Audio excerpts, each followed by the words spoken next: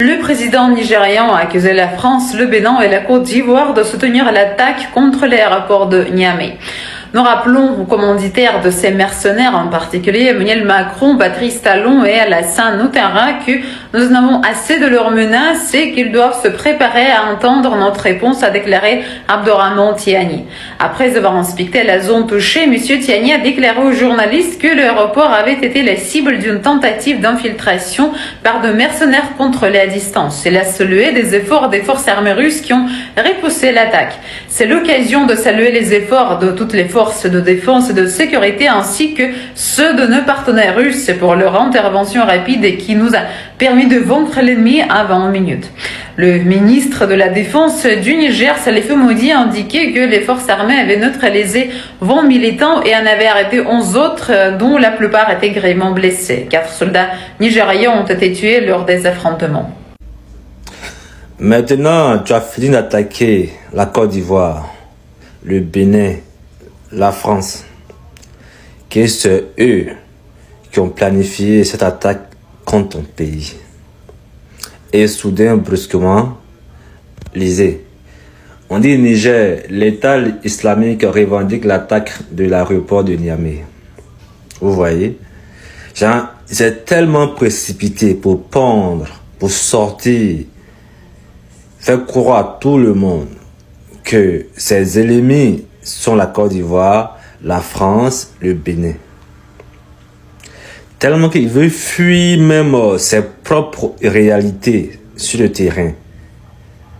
Il veut tellement fuir ça parce que le gars il est conscient que lorsqu'il va accuser ces 3 pays, tout de suite la population va essayer de moins réfléchir. Ils vont tout de suite s'attaquer à la Côte d'Ivoire, à la France.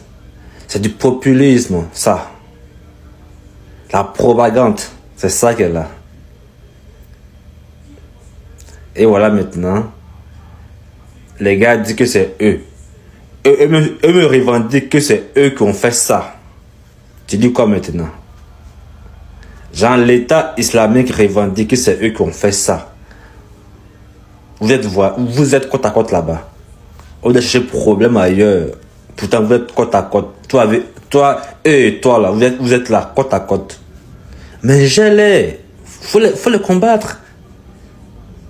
Tout en vouloir chercher d'autres problèmes à l'extérieur. Oh, pourtant, le problème même est là, tout près de toi. Genre, le problème, ton pied même. Tu as un pas de ton problème. Tu connais ton problème. Très rapidement, comme vous le voyez, Niger, l'État islamique revendique l'attaque de l'aéroport de Niamey. Plus tôt dans la journée, la junte militaire nigérienne a remercié ses partenaires russes pour l'avoir aidé à repousser les assaillants. L'attaque a été revendiquée purement et clairement par l'État islamique.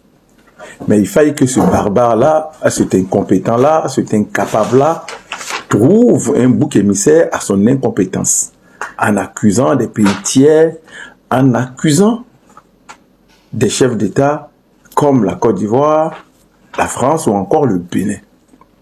Tout ça pour cacher son incapacité à résoudre la problématique du terrorisme dans son pays, alors que il avait tellement apporté des critiques contre Mohamed Bazoum qu'on se disait que voici le grand libérateur. Alors que ce qu'on a en face aujourd'hui, ça là, ce n'est qu'un grand prestidigitateur, un manipulateur, un menteur, un vaurien et un incompétent. Moi, je le dis et je l'assume. M. Tiani doit être balayé de là où il est, par tous les moyens. Et j'estime que c'est l'occasion rêvée pour que d'autres puissances puissent nous aider à nous débarrasser de ce barbare-là qui n'apporte rien de bon à l'Afrique. Oui, M. Tiani n'apporte rien de bon au Niger, à part sa médiocrité, le mensonge, la manipulation et la propagande. Voilà un militaire qui se fait surveiller lui-même par d'autres militaires. C'est un poltron, c'est un lâche, c'est un incompétent, c'est un vaurien, tout simplement, et rien d'autre. quand vous accusez la Côte d'Ivoire d'être responsable de cette attaque, quand vous accusez la France d'être responsable de cette attaque, quand vous accusez le Bénin d'être responsable de cette attaque, cette coalition-là, de cette mise ensemble pour déstabiliser, et puis juste quelques heures après, l'État islamique, dont se revendique le JNIM d'ailleurs, fait un communiqué pour dire qu'ils sont les auteurs de cet attentat et même menace encore d'en faire plusieurs parce qu'ils ne vont pas s'arrêter là. Vous passez pour qui? Élisée, voici notre triangle. Comment est-ce que vous le comprenez? Ben déjà, moi, dans les propos du président nigérien et dans l'attitude de la Côte d'Ivoire, je perçois deux méthodes qui, pour moi, sont symptomatiques même de la trajectoire que décide de prendre chaque régime.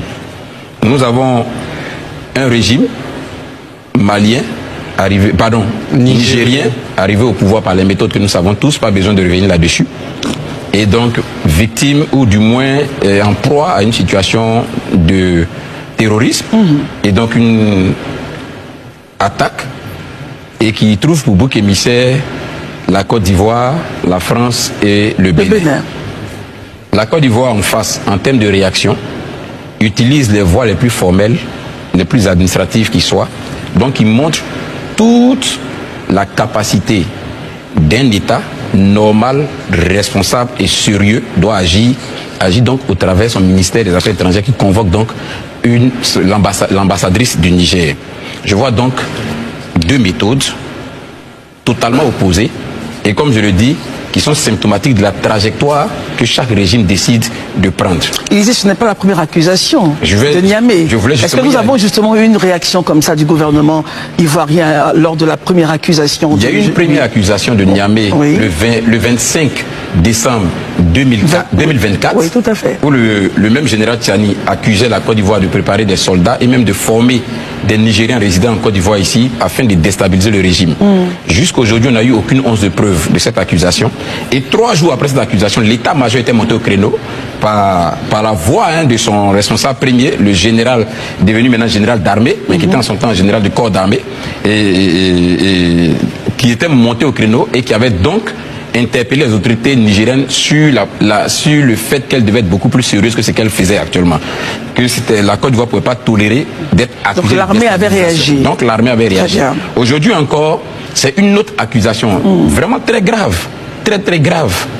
Et cette fois-ci, l'armée ne réagit pas, mais le ministère des Affaires étrangères décide de convoquer l'ambassadeur. Mais on note une chose. Moi, je veux à un moment donné qu'on ne soit pas content ou qu'on soit en des thèmes pas vraiment, je veux dire, assez élogieux vis-à-vis d'un régime ou bien qu'on soit vraiment en bisbille avec un régime, ça peut arriver. Mais cela ne doit pas nous départir, excusez-moi du thème, mais de notre sérieux et de notre rigueur. Quand vous finissez d'accuser la Côte d'Ivoire, le Niger, la France et le Bénin, et que quelques heures plus tard, l'État islamique revendique l'attentat, mais vous passez pour qui? Vous passez pour qui? Quand vous accusez la Côte d'Ivoire d'être responsable de cette attaque, quand vous accusez la France d'être responsable de cette attaque, quand vous accusez le Bénin d'être responsable de cette attaque, cette coalition-là, de cette mise ensemble pour déstabiliser, et puis juste quelques heures après, l'État islamique, dont se revendique le JNIM d'ailleurs, fait un communiqué pour dire qu'ils sont les auteurs de cet attentat et même menace encore d'en faire plusieurs parce qu'ils ne vont pas s'arrêter là. Vous passez pour qui? Qui plus est, c'est le premier responsable de ce pays-là qui prend la parole pour accuser. Et quelques heures après, voilà un démenti cinglant de l'État islamique. Je pense que quand on dirige un pays, excusez-moi, je n'ai pas de leçon à donner à quelqu'un, mais ça appelle beaucoup plus de sérieux, beaucoup plus de mesures de responsabilité que ce à quoi on assiste. Vraiment, excusez-moi, dans l'espace AES de la part de certains dirigeants. Ça nécessite vraiment qu'on puisse sérieusement s'asseoir et se poser les bonnes questions. C'est ce que je veux dire en entame. Voilà, arrivé au terme de la vidéo. Dites-moi ce que vous en pensez. On se retrouve dans de prochaines actus. À plus.